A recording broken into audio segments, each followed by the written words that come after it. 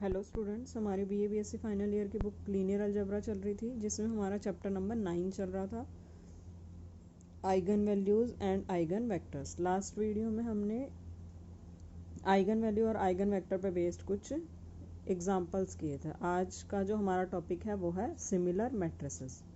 देखो, ये आपने वैसे अलजेब्रा में भी पढ़ा हुआ, वैसे ही यहाँ पे भी है। A matrix B is said to be similar to a matrix A if there exists a non-singular matrix P such that B is equals to P inverse AP। अब दो मैट्रिसेस है हमारे पास B और A। B को हम कब बोलेंगे कि वो A मैट्रिक्स के सिमिलर है, अगर हमें एक नॉन सिंगुलर मैट्रिक्स P मिल जाए। कैसे मिले कि B को मैं लिख पाऊँ P इनवर्स AP, तो ये B और ये सेंटर वाली A सिमिलर हो जाएंगी। ठीक है, एक दो थ्योरम देख लेते हैं जो इस पे बेस्ड है। Prove that similar matrices have same characteristic polynomial. A और बी मान लो हमने सिमिलर मैट्रिसेस ले ली। अब सिमिलर मैट्रिसेस की डेफिनेशन हमने पढ़ी है कि अगर दो मैट्रिसेस सिमिलर हैं तो हमारे पास एक non singular matrix P exist करती है। कैसे एग्जिस्ट करेगी? B is equals to P inverse A P. अब मुझे ए और बी का कैरेक्टरिस्टिक पॉलिनोमियल सेम शो करना है ना, तो पहले मैं बी का निकाल लेती हूँ। कैरेक्टरिस्टिक पॉलिनोमियल कैसे निकालते हैं? बी माइनस लैम्डा आई का डिटर्मिनेंट लिया। बी की वैल्यू हमारे पास क्या है? P inverse A P. ठीक है, यहाँ से हम क्या कर रहे हैं? पी इनवर्स, पीछे पी ले लिया हमने, ए माइनस लैम्डा आई। जब आप इसको मल्टीप्लाई करोगे क्या आ जाएगा आपके पास? पी इनवर्स, ये आगे जब जाएगा तो A P minus P inverse lambda I P. Identity P के साथ मैच हो जाएगी और मर्ज हो जाएगी। पी इनवर्स पी जब इकट्ठा होगा तो फिर से आइडेंटिटी आ जाएगा। ठीक है, इसलिए यहाँ पे हमने एक तरह से ये लगा लो, इसको हम ऐसे लिख सकते हैं ना, P inverse A P minus lambda P inverse P into identity लिख सकते हैं। फिर क्या किया हमने? P inverse A P minus lambda, तो क्या है? स्केलर है, कहीं भी लेके जा सकते हैं। लैम्डा आइडेंटिटी, पी और आई को आगे पीछे कर लो, आइडेंटिटी मैट्रिक्स हर एक के साथ कम्यूट करती है पी।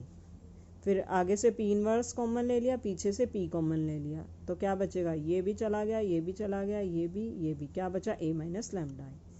ठीक है, अब हमने पढ़ा हुआ है determinant A B is equals to determinant A determinant B, या determinant B determinant A. Separate कर सकते हैं इनको। पी इनवर्स का डिटर्मिनेंट और पी का डिटर्मिनेंट जब आपस में मैच होंगे, एक मैट्रिक्स दूसरे का इनवर्स है, कैंसल आउट हो जाएंगे, आइडेंटिटी बन जाएंगे ना। ये आइडेंटिटी का डिटर्मिनेंट कितना होता है? 1 होता है। और ए माइनस लैम्डा आई का डिटर्मिनेंट मीन्स ए का कैरेक्टरिस्टिक पॉलिनोमियल, वो किसके इक्वल चला के चल रहे थे हम? बी के कैरेक्टरिस्टिक पॉलिनोमियल के इक्वल। और ए और बी कैसी मैट्रिसेस थी? सिमिलर थी। तो यहाँ से क्या प्रूव हो गया कि सिमिलर मैट्रिसेस के कैरेक्टरिस्टिक पॉलिनोमियल सेम होते हैं।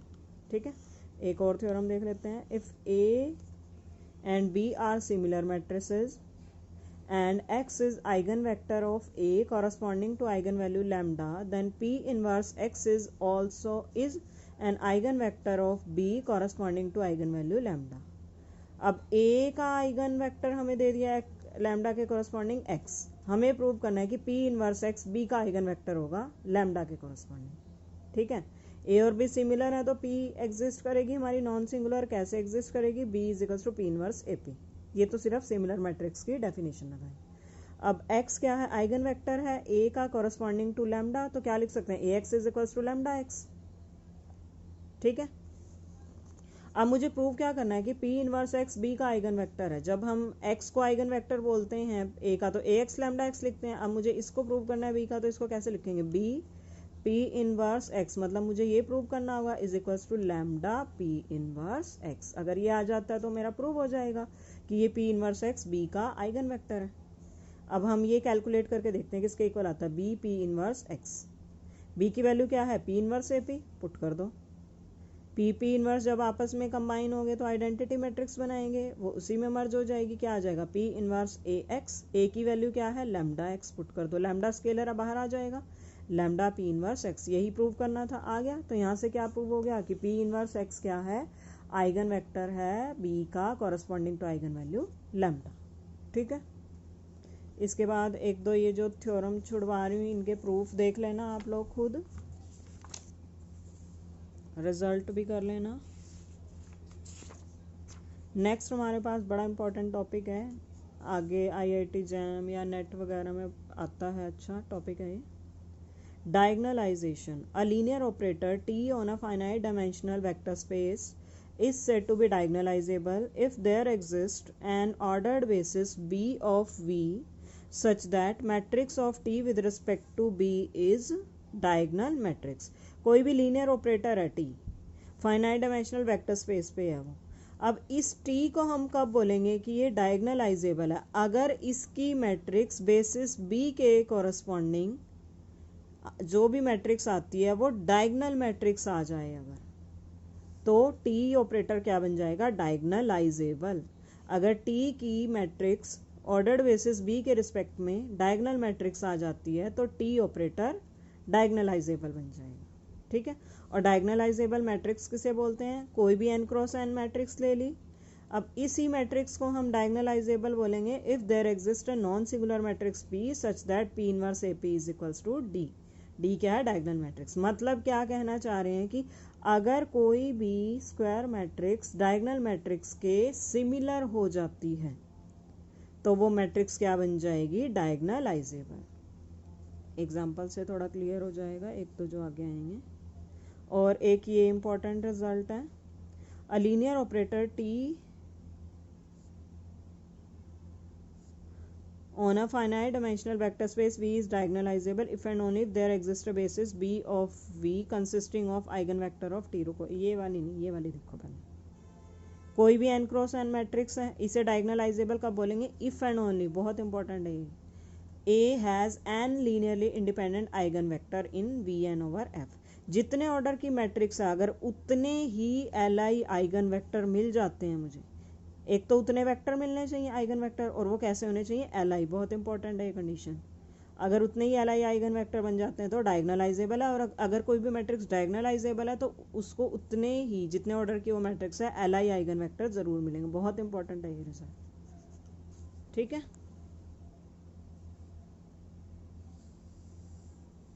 एग्जाम्पल देख लेते हैं एक बार।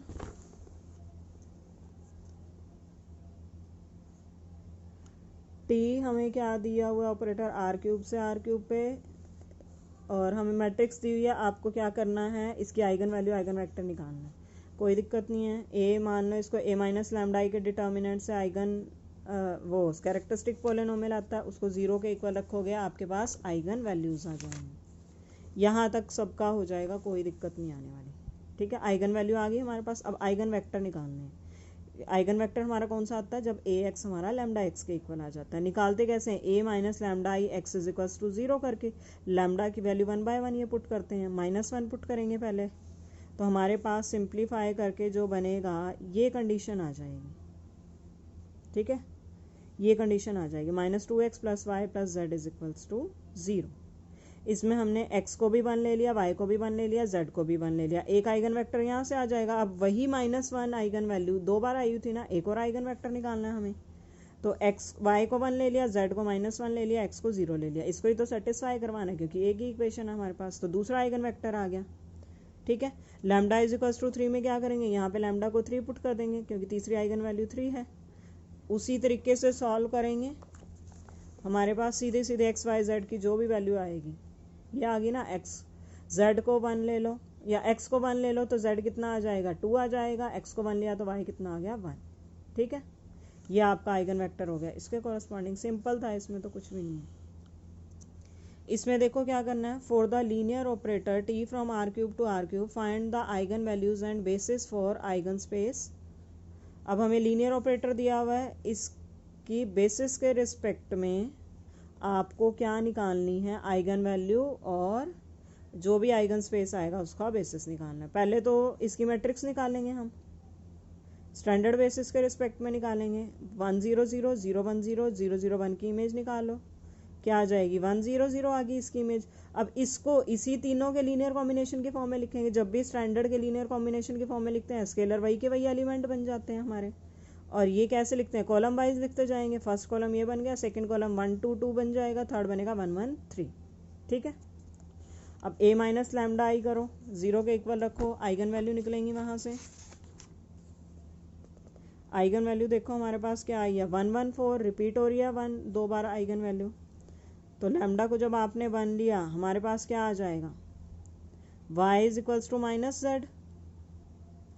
x फ्री है, x को कुछ भी ले सकते हैं, x को एक बार 1 ले लिया, z को जब 0 लिया तो y और z दोनों 0 हो गए। एक बार x को 0 लिया, z को 1 लिया तो ये आ जाएगा। 2 आइगन वेक्टर आ गए, फिर क्या करोगे, लैम्डा को 4 लेके चलो इसी के अंदर, सिंप्लीफाई करके 3 इक्वेशंस आएंगी, उनको सॉल्व करोगे। ये सारा न्यूमेरिकल एनालिसिस में भी पिछली बार आपने किया था, इस टाइप के 1 2 एग्जाम्पल आए थे। ये यहाँ तक आपका हो जाएगा, कोई दिक्कत नहीं आने वाली। ठीक है, अब देखो A हमें दिया हुआ है, ये मैट्रिक्स दी हुई है, हमें प्रूव करना है कि ये फील्ड R के ऊपर तो डायगोनल मैट्रिक्स के सिमिलर नहीं है, लेकिन फील्ड C के ऊपर ये डायगोनल मैट्रिक्स के सिमिलर चली जाएगी। पहले तो इसकी आइगन वैल्यू निकाल लेते हैं, क्या आ गई, 2 आयोटा माइनस आयोटा। ठीक है, इसके रूट्स कैसे आए हैं, इमेजिनरी आए हैं। अगर ये अगर ये रियल फील्ड के ऊपर डायगोनल मैट्रिक्स के सिमिलर चली जाती है तो हमारे पास क्या होगा, एक रियल मैट्रिक्स P एग्जिस्ट करेगी। कैसे एग्जिस्ट करेगी कि P इनवर्स AP मेरा D के इक्वल चला जाएगा, D जहाँ पे डायगोनल है। हमने यही तो डेफिनेशन पढ़ी ना सिमिलर मैट्रिक्स की, कि एक नॉन सिंगुलर मैट्रिक्स एग्जिस्ट करती है रियल। कैसे एग्जिस्ट करती है कि P इनवर्स AP D के इक्वल चला जाता है। D यहाँ पे इसलिए ले रहे हैं क्योंकि इन्होंने कहा है कि डायगोनल के सिमिलर प्रूव करो। ठीक है, और डायगोनल मैट्रिक्स यही वाली आएगी जो आइगन वैल्यू आई है। डायगोनल मैट्रिक्स यही तो बनेगी, 2 आयोटा माइनस आयोटा, बाकी सारी जगह 0। ठीक है, लेकिन यहाँ पे हमारे पास ये आई किसके इक्वल है, 2 आयोटा माइनस आयोटा के इक्वल ABC की वैल्यू, लेकिन ये तो रियल है नहीं। इसका मतलब ये मैट्रिक्स आपकी रियल फील्ड के ऊपर कभी भी डायगोनल मैट्रिक्स के सिमिलर नहीं जा सकती, क्योंकि एंट्रीज ही जब इसकी रियल नहीं आई तो ये कैसे चली जाएगी इसके सिमिलर रियल के फील्ड के ऊपर, सेट ऑफ रियल नंबर के फील्ड पे। लेकिन जब कॉम्प्लेक्स की बात आएगी, ये तो कॉम्प्लेक्स नंबर में इंक्लूड होता है, डायगोनल मैट्रिक्स के सिमिलर तो आ गई है, तो यहाँ से आपकी ओवर C डायगोनल मैट्रिक्स के सिमिलर चली जाएगी। ये सारा इसकी वजह से प्रॉब्लम आई है हमारे पास, क्योंकि यहाँ पे इमेजिनरी वैल्यू आ गई। तो रियल फील्ड के ऊपर तो ये जा नहीं सकती सिमिलर, तो इसलिए इमेजिनरी के ऊपर मतलब कॉम्प्लेक्स के ऊपर चली जाएगी। अब देखो एक मैट्रिक्स दी हुई है, आपको शो करना है कि वो C के ऊपर डायगोनलाइजेबल नहीं है। डायगोनलाइजेबल में हमने क्या पढ़ा था, जितने ऑर्डर की मैट्रिक्स है अगर उतने Li आइगन वेक्टर मिल जाते हैं तो वो डायगोनलाइजेबल है। ठीक है, पहले आइगन वैल्यू निकाल ली, इसकी आइगन वैल्यू सेम आ गई, 2 आइगन वैल्यू आई है। अगर 2 Li आइगन वेक्टर आ जाते हैं तो ये डायगोनलाइजेबल हो जाएगी। आइगन वेक्टर निकाल के देखे, लैम्डा को 1 पुट किया, हमारे पास क्या क्या इक्वेशन आ गई, 0x + 2y = 0, 0x + 0y = 0। मतलब यहाँ से क्या दिखाई दे रहा है, y तो सीधे सीधे 0 दिख रहा है।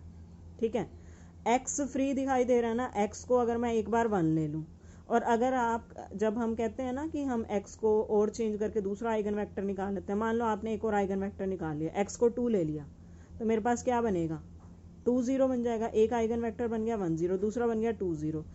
2 तो मान लो आपने निकाल लिया आइगन वेक्टर, लेकिन डायगोनलाइजेबल में हमने क्या पढ़ा हुआ है, 2 Li आइगन वेक्टर आने चाहिए।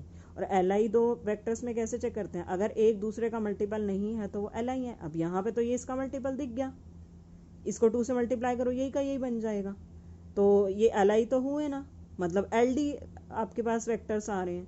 तो Li आए ही नहीं जब 2 वेक्टर, तो इसका मतलब ये मैट्रिक्स डायगोनलाइजेबल नहीं है C के ऊपर। ठीक है,